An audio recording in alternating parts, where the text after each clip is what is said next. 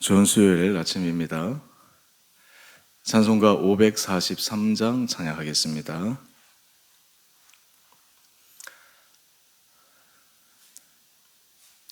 어려운 일 당할 때 나의 믿음 적으나 의지하는 내 주를 더욱 의지합니다.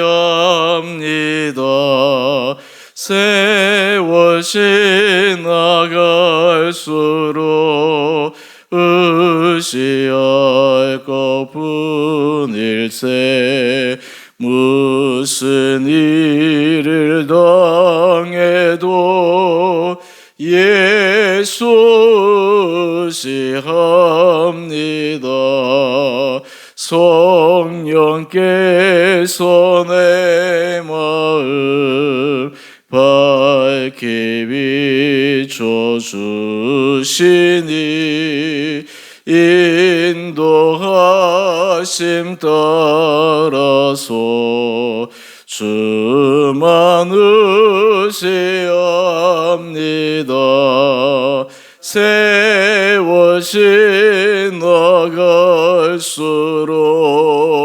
의지할 것뿐일세. 무슨 일을 당해도 예수 의지합니다. 밝을 때의 노래와 얻을 때의 기도로 위태할 때도 주께 간구합니다. 세월 지나갈수록 의지할 것뿐일세. 무슨 일을 당해도 예수 의지합니다. 생명 있을 동안에 예수 의지합니다.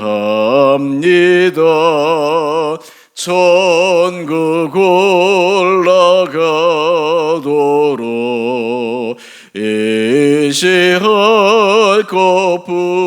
것뿐일세. 세월 지나갈수록 의지할 것뿐일세. 무슨 일을 당해도 예수 의지합니다.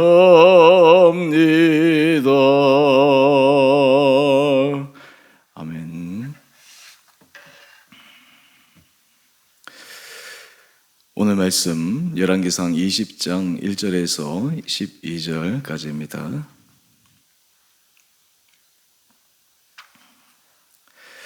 아람의 벤 하닷 왕이 그의 군대를 다 모으니 왕 32명이 그와 함께 있고 또 말과 병거들이 있더라.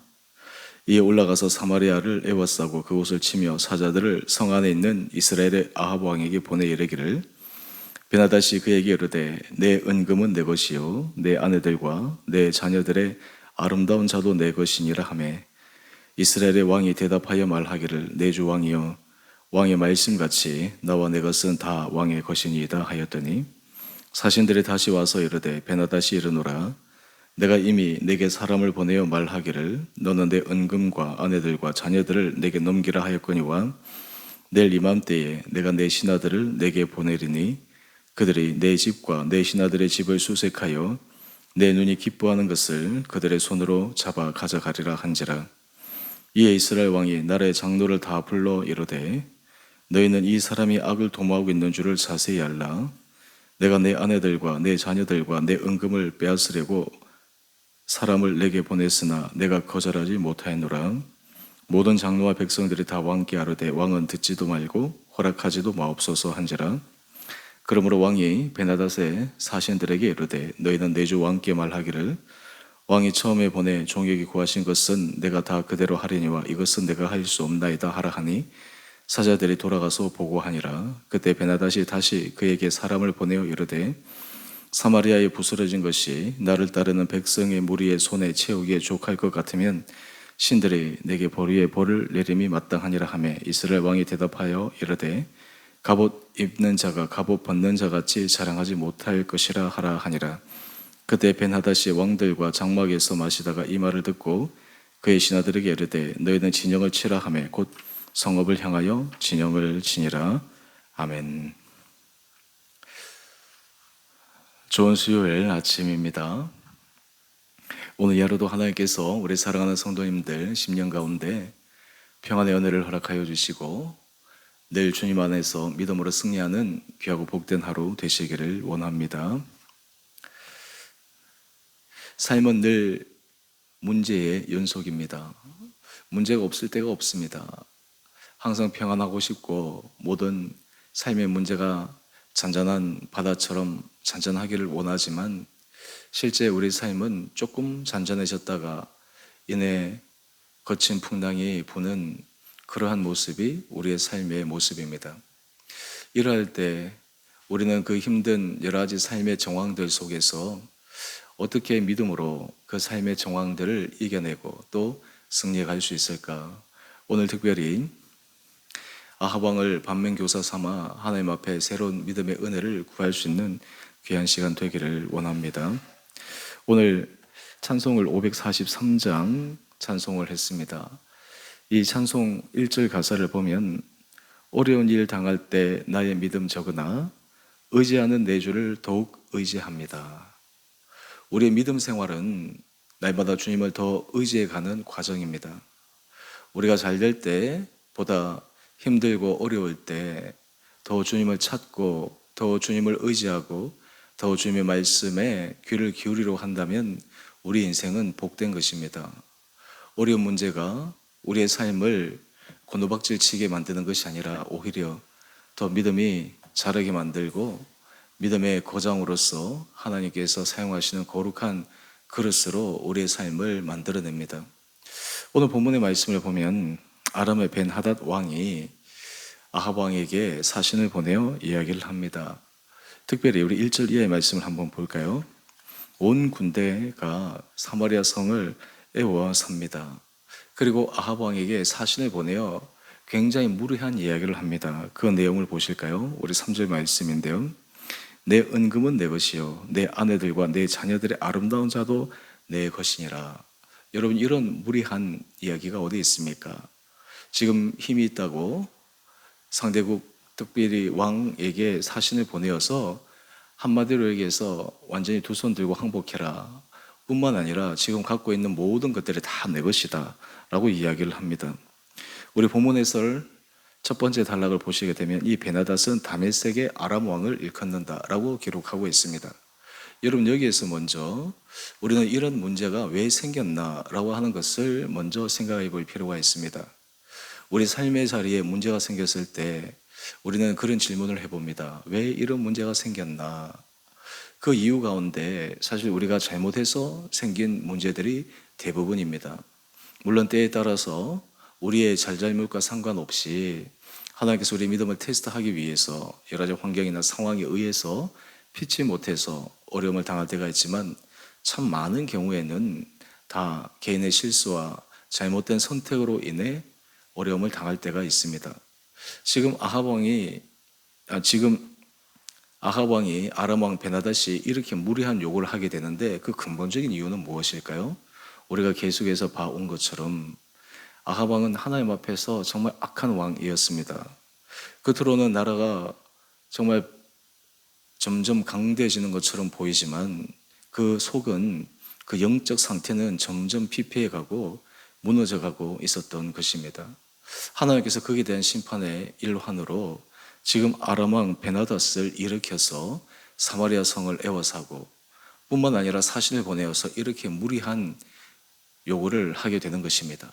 이때 아합 왕의 반응을 한번 보실까요? 4절 말씀입니다. 이스라엘의 왕이 대답하여 말하기를 내 주 왕이여 왕의 말씀같이 나와 내 것은 다 왕의 것이니이다. 여러분, 아합 왕이 이렇게 비굴하게 얘기할 수밖에 없었던 이유가 무엇일까요? 지금 군사적으로 여러 가지 실질적인 면에서 상대가 되지 않기 때문에 그냥 항복할 수밖에 없는 상황입니다. 아합 왕 입장에서 참 굴욕적인 그러한 모습이지만 살기 위해서 어쩔 수 없는 것이었습니다. 우리가 삶의 자리에 어려움의 문제에 부딪히게 되면 그때 비로소 사람들의 내공을 알 수가 있습니다. 평상시에는 믿음의 내공이라든지 삶의 지혜라든지 이런 것들을 우리가 확인하기 어렵지만 실질적으로 힘든 문제에 부딪혔을 때, 때로는 풀기 어려운 난제에 직면했을 때 어떻게 대처하느냐, 그리고 그 문제를 어떻게 풀어가느냐라고 하는 것을 보게 되면 사람의 고유한 생각과 품성과 태도를 알게 됩니다. 그래서 그런 힘든 시간들을 통해서 사람의 기본적인 바탕은 이러한 것이구나, 그리고 이러한 태도를 가지고 있었구나 라고 하는 그 중심을 확인할 수 있습니다. 아합 왕은 겉으로는 굉장히 강해 보이지만 속으로는 굉장히 약한 사람입니다. 늘 주변에 자기보다 조금 힘이 있는 사람 앞에서는 고개를 숙일 수밖에 없는, 어떤 의미에서 참 인간적으로 너무나 연약한 그러한 사람입니다. 여러분, 이러한데 왜 아합 왕이 하나님을 의지하지 않을까요? 여러분, 사탄 원수가 하나님의 사람들, 특히 믿음의 사람들의 마음속에 하나님을 의지하지 못하도록 만드는 것은 그 마음이 강하기 때문이라기보다는 오히려 약하기 때문에 그러한 것이 아닌가.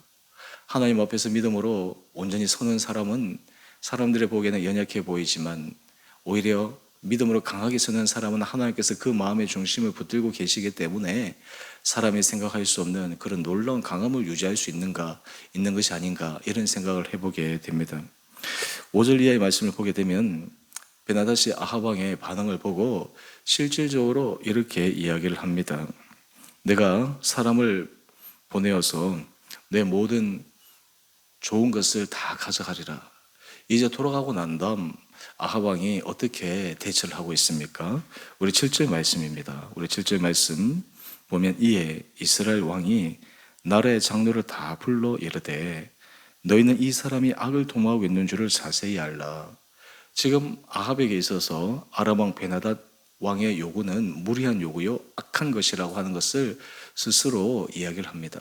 근데 여기서 참 우리가 아이러니한 것은요, 정말 악한 삶의 모습은 누가 가지고 있습니까? 바로 아합입니다. 아합 왕이 하나님 앞에서 무죄한, 하나님 앞에서 정결한 엘리야를 핍박하고 수많은 하나님의 선지자들을 죽이려고 그의 아내 이세벨이 하는 것을 그대로 방치하고, 여러분, 이 하나님 앞에서 그 악을 자기는 알지 못하고 오히려 이 베나닷 왕을 향해서 악한 자라고 이야기를 합니다. 우리 지금 나라에서 내로남불이라고 하는 이 단어가 참 많은 부분에 있어서 계속해서 회자되고 있는데, 사람이 다른 사람에 있어서 부족함과 악함은 너무나 쉽게 정확하게 잘 지적해내는데 정작 자신의 악함과 자신의 연약함과 자신의 부족함을 모를 때가 얼마나 많이 있습니까?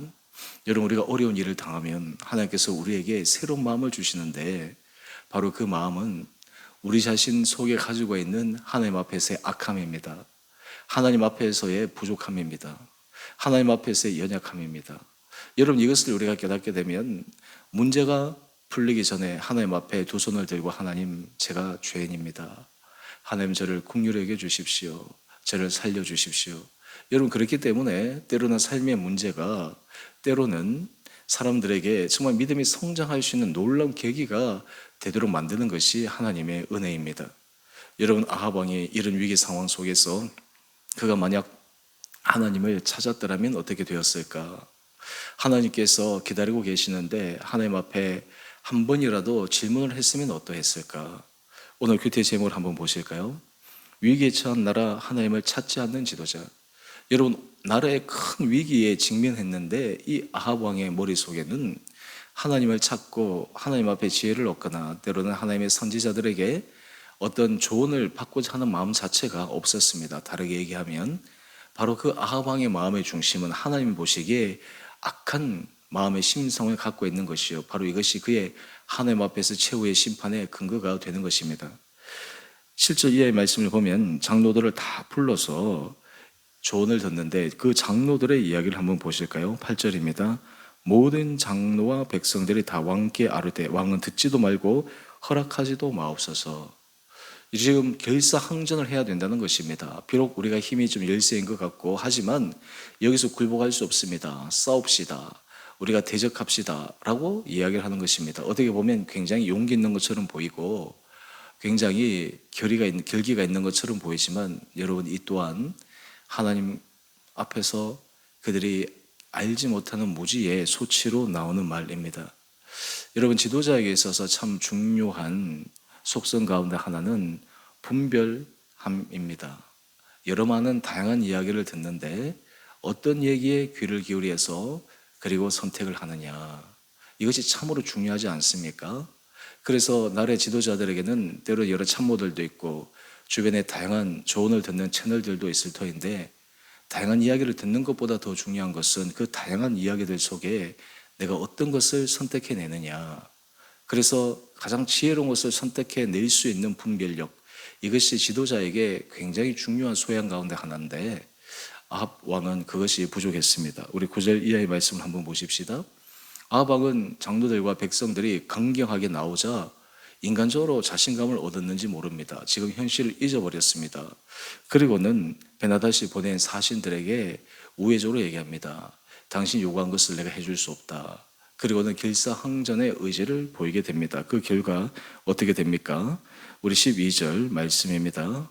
베나다시 이 아합 왕의 반응의 이야기를 듣고 곧 성읍을 향해서 진격을 해오고 있습니다. 위기를 자초하게 되는 것이죠. 더 큰 어려움을 초래하게 되는 것입니다. 여러분 오늘 이 아합 왕의 이러한 모습들을 우리가 바라보면서 여러분의 삶의 자리에 우리는 혹시 이 아합 왕과 같이 어리석은 결정, 오히려 위기를 통해 하나님의 은혜를 구하는 지혜의 길로 나가기보다는 오히려 위기를 더 자초하는 그런 지혜롭지 못한 선택을 하는 부분들은 없는가라고 하는 것들을 생각하게 됩니다. 여러분 한 페이지 넘겨보시면 우리 본문 해설에 질문들이 나오는데요. 그 질문, 위의 질문과 밑의 질문, 두 번째 질문들을 한번 보십시다. 예상치 못한 위기가 삶에 닥칠 때 나는 어떻게 해결하려 하나요? 두 번째 단락, 두 번째 질문을 보게 되면 위기 상황에서 올바른 결정을 내리기 위해 내게 필요한 것은 무엇인가요? 이런 위기 상황에서 나는 어떻게 문제를 해결하게 하고 그리고 올바른 결정을 내리기 위해 내게 필요한 것은 무엇인지 오늘 이 아침 하나님 앞에 지혜를 구하면서 이 아합 왕이 보인 이 미련한 모습이 정말 우리에게 반면교사가 되어서 실제로 몸으로 겪을 필요 없이 하나님 앞에서 날마다 지혜로움으로 하나님의 뜻을 찾고 묻고 그리고 그 길을 걸어가는 신실한 믿음의 사람의 모습이 우리 온 살아가는 성도들 삶의 자리 가운데 있게 되기를 주님 이름으로 축원드립니다.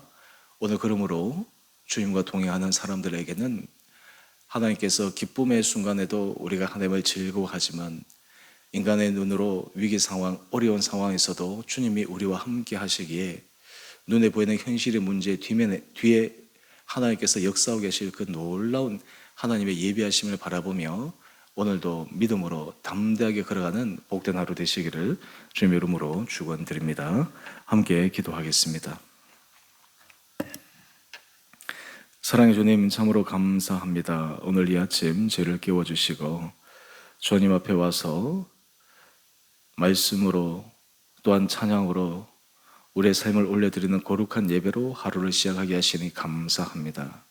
아버지 우리의 예배의 자리가 그저 습관의 시간으로 재림어김하지 않게 하여 주시고 이 시간이 우리 영혼을 살리고 우리의 생각과 마음을 일깨워 날마다 하나님 앞에서 신실한 믿음의 길을 걸어가는 귀한 은혜 시간 되게 하여 주옵소서. 오늘 아합 왕의 모습을 통해 우리가 이 아합 왕의 미련한 모습 하나님 앞에서 선하지 못하는 모습이 반면교사가 되어 우리가 정말 모든 삶의 어려움 순간순간마다 더 지혜의 길로 하나님의 기뻐하시는 거룩한 길로 걸어가는 우리 온 사랑하는 성도들 되게 하여 주옵소서.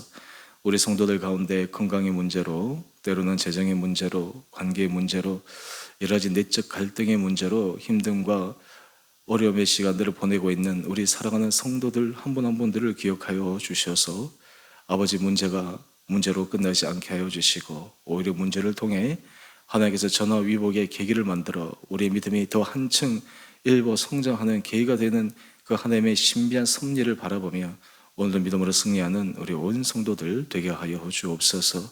주님, 특별히 이 나라와 이 민족을 긍휼하게 해주시고 나라의 지도자들에게 분별함과 정말 그들이 각자의 자리에서 시대에 맡겨진 사명과 소명이 무엇인지를 명확하게 깨달아 각자에게 주어진 그 사명을 잘 감당하여 이 나라가 더 든든한 하나님의 은혜 자리에 서게 하여 주시고, 특히 믿는 자들이 더욱더 깨어 지혜롭게 하나님의 이 나라와 민족을 위해 구할 때 하나님께서 이 나라 민족 가운데 큰 은혜 복을 허락하여 주시는 축복된 나라가 되게 하여 주옵소서. 오늘 저녁에 함께 모여 예배드리는 수요 예배와 또 이후에 구역장 모임, 우리 모든 삶의 오늘 하루의 일상의 시간들마다 주께서 큰 은혜로 인도하여 주시기를 우리 사랑하신 예수님 이름으로 감사기도 드리옵나이다. 아멘. 하늘에 계신 우리 아버지, 아버지의 이름을 거룩하게 하시며 아버지의 나라가 오게 하시며 아버지의 뜻이 하늘에서와 같이 땅에서도 이루어지게 하소서. 오늘 우리에게 일용할 양식을 주시고 우리가 우리에게 잘못한 사람을 용서해 준 것 같이 우리 죄를 용서해 주시고 우리를 시험에 빠지지 않게 하시고 악에서 구하소서. 나라와 권능과 영광이 영원히 아버지의 것입니다. 아멘. 오늘도 믿음 안에서 승리하시는 복된 하루 되시기를 바랍니다.